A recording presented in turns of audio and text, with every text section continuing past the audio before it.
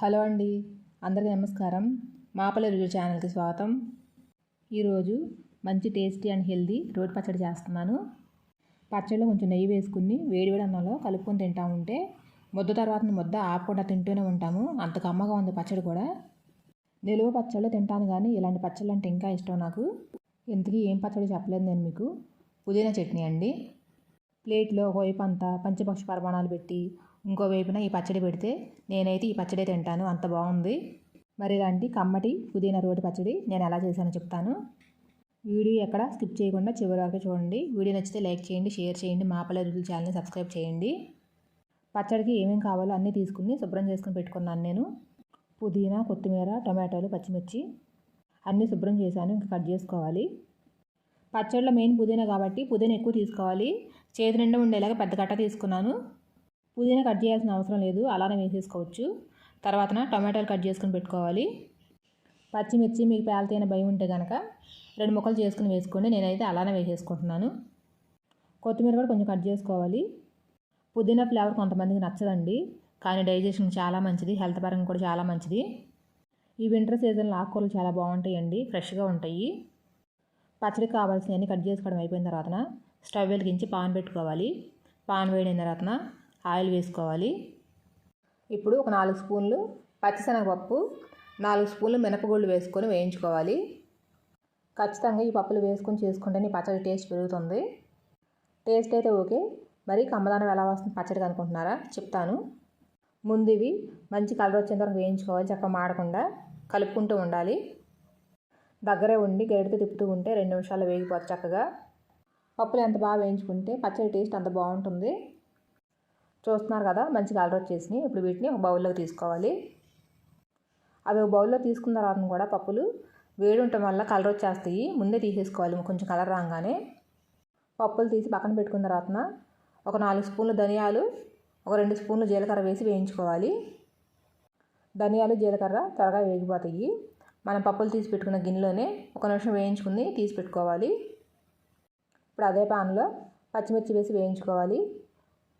Cut చేయకుండా వేసాను కదా, ఇలా ఎలా వేయించుతాను అనుకుంటారేమో, మూత పెట్టుకుంటానండి నేను. మనకి పేలితే భయం ఉంటే కనుక మూత పెట్టుకుని వేయించుకోవాలి. ఇవి కూడా వేగిపోయిన తర్వాత సపరేట్ బౌల్లో తీసుకోవాలి. వీటిని కూడా పచ్చిమిర్చి తీసి పక్కన పెట్టుకున్న తర్వాత ఆయిల్ సరిపోతుంది అనుకుంటే సరే, లేదంటే కొంచెం ఆయిల్ వేసుకుని పుదీనా వేసి వేయించుకోవాలి. పుదీనా సపరేట్గానే వేయించుకోవాలి, బాగా వేగాలి. కొత్తిమీరలాగా మగ్గితే సరిపోదు, పుదీనా వేయించుకోవాలి సపరేట్గా. కొత్తిమీరతో పోలిస్తే పుదీనాకి ఫ్లేవర్ కొంచెం ఘాటుగానే ఉంటుంది. ఈ పుదీనా మగ్గడానికి ఒక 5 నిమిషాలు టైం పడుతుందండి. చూస్తున్నారు కదా, దగ్గరకు వచ్చేసింది. ఇలా వేయించుకుంటే సరిపోతుంది. ఇప్పుడు దీన్ని కూడా తీసి పక్కన పెట్టుకుని టమాటాలు వేసి వేయించుకోవాలి. పాన్లో ఆయిల్ ఏం లేదు, చూస్తున్నారు కదా, కొంచెం ఆయిల్ వేసుకుని టమాటాలు వేసుకుని మగ్గించుకోవాలి. టమాటాలు వేసుకున్న తర్వాత ఫ్లేమ్ హైలో పెట్టుకుని కొంచెం ఉప్పు పసుపు వేసి ప్లేట్ పెట్టి మగ్గిస్తే త్వరగా మగ్గిపోతాయి. పసుపు ఉప్పు వేసుకున్న తర్వాత బాగా కలుపుకొని చిన్న నిమ్మకాయ సైజు అంత చింతపండు కడిగి వండించుకోవాలి. ఆ చింతపండు కూడా ఈ టమాటాలను పెట్టుకుని మగ్గించుకోవాలి. టమాటా ముక్కల్లో కలిసిపోకుండా చిన్న వంటలాగా చేసి అలా పెట్టుకోవాలి. వేడికి మెత్తబడిపోతుంది అనమాట, మగ్గితే చాలు. దాని తర్వాత మళ్ళీ సపరేట్గా తీసేసుకోవాలి.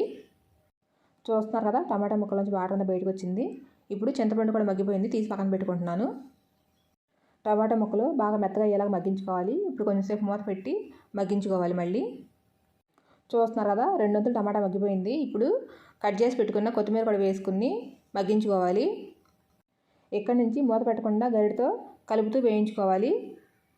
టమాటా మగ్గిపోయిన తర్వాత లాస్ట్లో మూత పెడితే అడుగు పట్టుకుంటుంది, అందుకని మూత పెట్టకుండా కలుపుకుంటూ వేయించుకోవాలి. కొత్తిమీర చాలా త్వరగా మగ్గిపోతుందండి, బాగా మగ్గాల్సిన అవసరం ఏమి లేదు. చూడండి, మగ్గిపోయింది టమాటా కొత్తిమీర. ఇప్పుడు స్టవ్ ఆఫ్ చేసుకుని చల్లారనివ్వాలి. మగ్గించిన టమాటా ముక్కల్ని ఫ్యాన్ కింద పెట్టుకుని మనం ముందు వేయించిన పప్పుల్ని మిక్సీ గిన్నెలో వేసుకుని మిక్సీ చేసుకోవాలి. వేయించిన పప్పులతో పాటు వెల్లుల్లి, సాల్ట్ కూడా వేసి గ్రైండ్ చేసుకోవాలి. ఇప్పుడు నువ్వులు వేస్తున్నాను చూడండి, ఇవి వేయించిన నువ్వులు. ఈ నువ్వుల వల్లేనండి కమ్మదనం వచ్చేది పచ్చడి. నువ్వులు కంపల్సరీ వేసుకోండి. వేయించిన నువ్వులు లేకపోతే కనుక ముందే నువ్వులు కూడా వేసి వేయించుకోండి పాన్లో. అవి నలిగిపోయిన తర్వాత వేయించిన పచ్చిమిర్చి, పుదీనా, చింతపండు కూడా వేసి గ్రైండ్ చేసుకోవాలి. డ్రైగా ఉంటాయి కాబట్టి తిరగడానికి కొంచెం ఇబ్బందిగా ఉంటుంది. 2-3 సార్లు ఆపుకుంటూ వేసుకోవాలి. అలా నలిగిన తర్వాత టమాటా ముక్కలు కూడా వేసి గ్రైండ్ చేసుకోవాలి.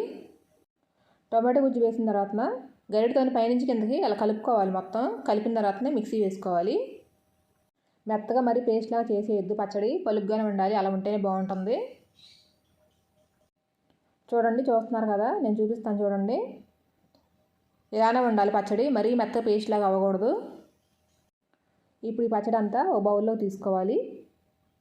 ఈ పచ్చడిని తాలింపు వేసుకుంటే దీని టేస్ట్ ఇంకా పెరుగుతుంది. తాలింపు కంపల్సరీ వేసుకోండి. తాలింపుకి పాన్ పెట్టుకుని వేడైన తర్వాత ఆయిల్ వేసుకోవాలి. నేను ఈ తాలింపులో పప్పులు వేయట్లేదండి. వెల్లుల్లి, ఆవాలు, జీలకర్ర, ఎండుమిర్చి, పసుపు, ఇంగువ, కరివేపాకు వేసి తాలింపు వేసుకుంటున్నాను. తాలింపు చక్కగా వేగిన తర్వాత తాలింపు తీసుకెళ్ళి పచ్చడిలో వేసుకోవాలి.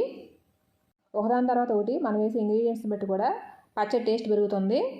అంతేనండి, ఎంతో టేస్టీగా కమ్మగా ఉండే నువ్వుల పచ్చడి రెడీ అయిపోయింది. పుదీనా అంటే ఇష్టం లేని వాళ్ళు కూడా ఉంటారు కొంతమంది. అలాంటి వాళ్ళు పుదీనాతో ఇలా పచ్చడి చేసుకొని తినండి, అసలు వదిలిపెట్టరు. ఈ పచ్చడి చిన్నపిల్లలు కూడా పెట్టడం చాలా మంచిది. ఎందుకంటే పొట్టలో నులిపురుగులు ఉంటాయి కదా, అలాంటివి కూడా చచ్చిపోతాయి. తెలియని వాళ్ళు మాత్రం అసలు మిస్ అవ్వద్దు, తప్పకుండా ట్రై చేయండి.